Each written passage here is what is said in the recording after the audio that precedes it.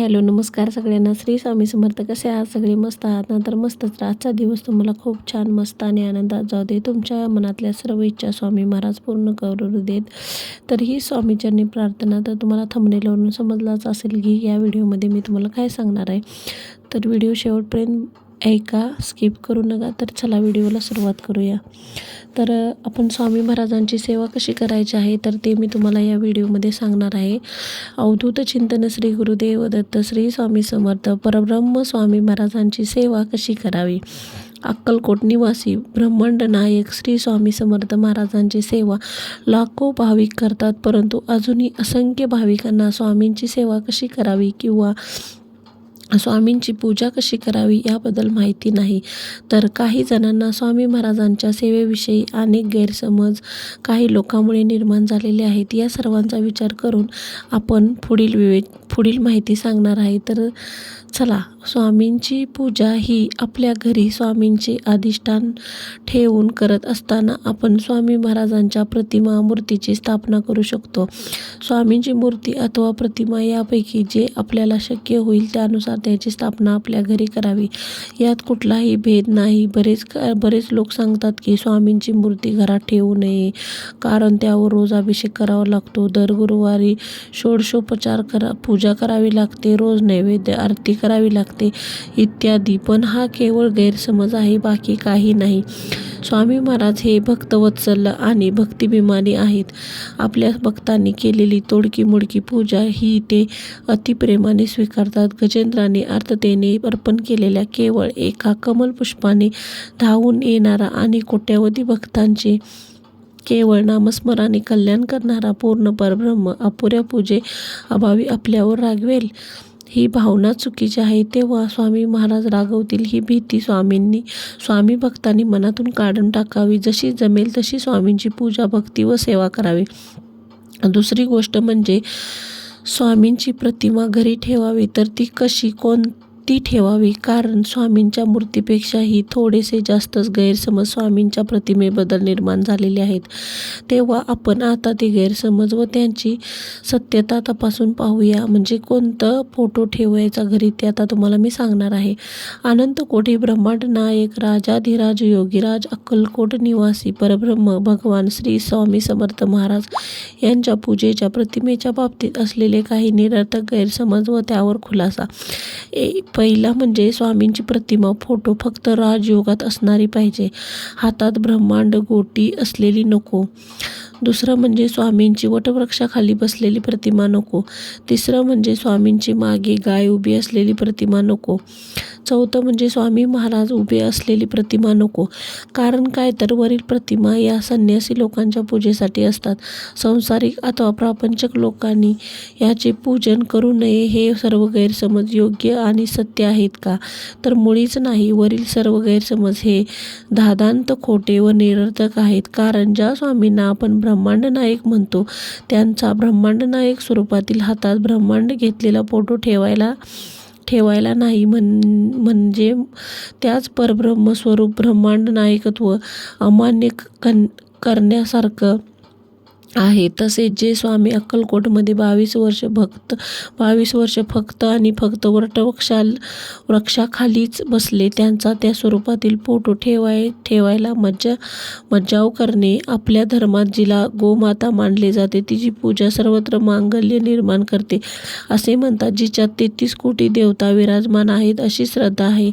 जिचे मूत्र आणि विष्ठा ही पवित्र मानली जाते, किंबहुना त्याशिवाय कुठलेही मंगल कार्य संपन्न होत नाही. आणि सर्वात महत्त्वपूर्ण म्हणजे स्वामींनी अक्कलकोट मधील आपल्या वास्तव्य काळात ज्या भागीरथी गायीला क्षणभरही अंतरू दिले नाही, तिच्या मृत्यूनंतर तिची एखाद्या तपस्वी योग्याप्रमाणे उत्सव करून समाधी बांधली. तिच्याच सोबत स्वामींचा फोटो ठेवायला मनाई करणे. जे परब्रह्म आहेत, भक्तवत्सल स्वामी भक्तभिमानी आहेत आणि भक्तांच्या पाठी सदैव उभे आहेत, त्याचाच उभा असलेला फोटो पूजन करू नये असे म्हणणे किंवा वरील सर्व प्रकारच्या प्रतिमाचे पूजन करू नये असे म्हणणे या स्वामींच्या परब्रह्मतत्वाचा घोर अपमान आहे आणि अक्षम्य अपराध आहे. हा अपराध कोट्यावधी ब्रह्महत्या पेक्षाही मोठा आहे. स्वामींच्या लीला काळात श्री बाळाप्पा महाराजापासून ते श्री आनंदनाथ महाराजापर्यंत सर्व स्वामी भक्त वटवृक्षाखालील हातात ब्रह्मांड घेतलेलाच फोटो पूजत असत.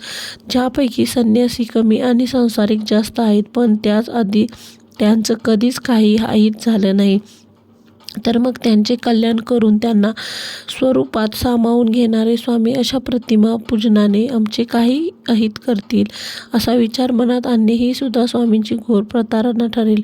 असो, तेव्हा अशा गैरसमजांना बळी पडता कामा नये. स्वामी भक्तांनी या बाबीकडे दुर्लक्ष करून जशी जमेल तशी स्वामींची इच्छेता सेवा करून कल्याण करून घ्यावे ही तुम्हाला मी विनंती करते. स्वामी भक्तांनो, आपल्या देवघरात आपल्या इच्छेनुसार स्वामींची मूर्ती अथवा कोणतीही स्वामींची प्रतिमा ठेवा.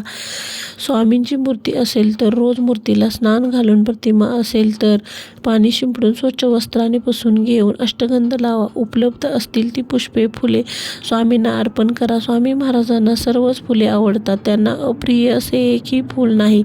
तेव्हा उपलब्ध असणारे कोणतेही पुष्प किंवा तुळशी मंजुळा, तुळशीपत्र स्वामींना व्हावीत. नंतर अक्षदा व्हाव्यात. त्यानंतर मग दीप अगरबत्ती ओवाळून आपण जी भाजी भाकरी खातो त्याचा सकाळ संध्याकाळ नैवेद्य स्वामींना दाखवावा. एखादे वेळी शक्य नसेल तर दूध, साखर, पेढे किंवा फरसाणा ठेवले तरी चालेल. केलेली प्रत्येक गोष्ट अगोदर स्वामींना अर्पित करा. नैवेद्याच्या बाबतीत सुद्धा स्वामी महाराजांना प्रिय अप्रिय असे काहीच नाही. अखिल सृष्टी ही त्यांचीच निर्मिती असल्यामुळे सर्वच पदार्थ स्वामींना प्रिय आहेत. तेव्हा अभक्ष्य मांसाहार सोडून इतर सर्व पदार्थाचा नैवेद्य स्वामी महाराजांना चालतो ही बाब सदैव ध्यानात ठेवा. सकाळी उठल्याबरोबर स्वामींचे स्मरण करा. घराबाहेर पडताना व बाहेरून घरात आल्यावर प्रथम स्वामींचे दर्शन अथवा नामस्मरण करा. स्मरण करा. हृदयात प्रेम, वात्सल्य, ममता ठेवा. आचरण शुद्ध ठेवा. पाणी मात्राबद्दल दया असू द्या. कुणाबद्दलही द्वेष, मत्सर ठेवू नका. सर्वांचे कल्याण व्हावे हीच भावना सदैव असू द्या. काही कारणास्तव एखाद्या दिवशी स्वामींची पूजा झाली नाही तरी त्याचे दुःख न करता त्याऐवजी स्वामींची अंतःकरणातून क्षमा मागावी व स्वामींचे सतत नामस्मरण करावे. कारण कर्मकांडाचा देखावा करण्यापेक्षा हृदयातून स्वामींचा ध्यास करणे केव्हाही चांगले. नैवेद्य दाखवताना काय करायचं आहे तर आता मी तुम्हाला सांगते. नैवेद्य दाखवताना एका ताटात भाजी, भाकरी, पोळी, भात, भजे, पापड, मीठ, गोड पदार्थ, विडा यापैकी जे असेल ते घ्यावे. स्वामींच्या अधिष्ठानासमोर एका ताटावर पाण्याने तांब्यातील पाण्यात आपले उजव्या हाताची मधली 2 बोटे बुडवून घेऊन एक चौकोन काढावा. त्या चौकोनावर हे ताट ठेवावे. ताटाच्या बाजूला एका तांब्यावर पाणी ठेवावे. ताटातील पदार्थावर व तांब्यातील पाण्यात तुळशीपत्र टाकावेत किंवा दिवा, धूप किंवा अगरबत्ती लावून स्वामींना ओवाळे. तांब्यातील एक तुळशीपत्र घेऊन नैवेद्यावर 3 वेळा पाणी शिंपडावे व 3 वेळा फिरवावे. पाणी शिंपडताना गायत्री मंत्र म्हणावा. गायत्री मंत्र येत नसेल तर श्री स्वामी समर्थ, जय जय स्वामी समर्थ हा मंत्र म्हणून 3 वेळा पाणी शिंपडावे. त्यानंतर मग 3 वेळा आणि फिरवताना ओम प्राणाय स्वाहा, ओम अपनाय स्वाहा, ओम व्यानाय स्वाहा, ओम उदानाय स्वाहा, ओम समनाय स्वाहा, ओम ब्रह्माने अमृतवाय स्वाहा हे मंत्र अथवा श्री स्वामी समर्थ हा मंत्र म्हणून 3 वेळा पाणी ताटावरून फिरवावे. नंतर ते तुळशीपत्र स्वामींना अर्पण करून नामस्मरण करावं. अशा प्रकारे स्वामींना नैवेद्य दाखविला जातो. नैवेद्य दाखविल्यानंतर 15-20 मिनिटांनी ते नैवेद्याचे ताट स्वामींना नमस्कार करून उचलून घ्यावे व आपल्या भाजीत भाजी आणि भाकरीत भाकरी मिसळावी, जेणेकरून घरात कायम अन्नपूर्णेचा वास राहील. जर ही माहिती वरीलप्रमाणे आपण परब्रह्म भगवान श्री स्वामी समर्थ महाराजांची पूजा करावी. यासोबत रोज श्री स्वामी चरित्र समर्थ सारामृत या पोथीचे 1, 3, 7 अध्याय वाचन करावे. रोज श्री गुरुस्तवन स्तोत्र, श्री स्वामी चरित्र स्तोत्र, श्री स्वामी पाठ आणि तारक मंत्रासह किमान 3 माळी श्री स्वामी समर्थ मंत्राचा जप करावा. याला स्वामींची नित्यसेवा असे म्हणतात. जो कोणी एवढी स्वामींची नित्यसेवा करतो त्यांचा सुसंपूर्ण योगक्षेम स्वतः स्वामी महाराज चालवतात असे अभिवाचन स्वामी महाराजांनी दिलेले आहे. तेव्हा ही सेवा करून आपले जीवन सार्थकी लावावे एवढंच मी तुम्हाला सांगते. खरंच एवढं सगळं जर तुम्ही स्वामी समर्थांच्याबद्दल जर केलं तर खरंच खूप छान आहे. आणि स्वामी समर्थांचा जर रोजचे अध्याय वाचन झाल्यावर खालीलप्रमाणे मंत्राचा 3 वेळी जप करावा. जप हा अतिशय संथगतीने आणि शांत चित्ताने एकाग्रतापूर्वी करावा. ओम श्री स्वामी समर्थ महाराज की जय. श्री स्वामी समर्थ. जय जय स्वामी समर्थ. श्री स्वामी समर्थ. तर मग अशा आहे स्वामी महाराजांची आपल्या सेवा साधी बोळी, ह्याच्यासाठी कोणताही खर्च नाही किंवा काही नाही. फक्त मनात फक्त स्वामींचं नामस्मरण करा. सुखात दुःखात फक्त स्वामींना हाक मारा. स्वामी तुमच्यासोबत नक्कीच असतील. आणि जर तुम्हाला गुरुवारी वगैरे जर भेटलं तर तुम्ही केंद्रात किंवा मठात जाऊ शकता आणि स्वामी महाराजांचे खरंच नामस्मरण तिथं करू शकता. किंवा मठात जाऊन केंद्रात जाऊन खरंच तुम्ही स्वामींच्या चरणी मस्तक ठेवून येऊ शकता. जर तुम्हाला माझी माहिती आवडली तर आपल्या चॅनेलला लाईक करा, शेअर करा, सबस्क्राईब करा. थँक्यू. श्री स्वामी समर्थ.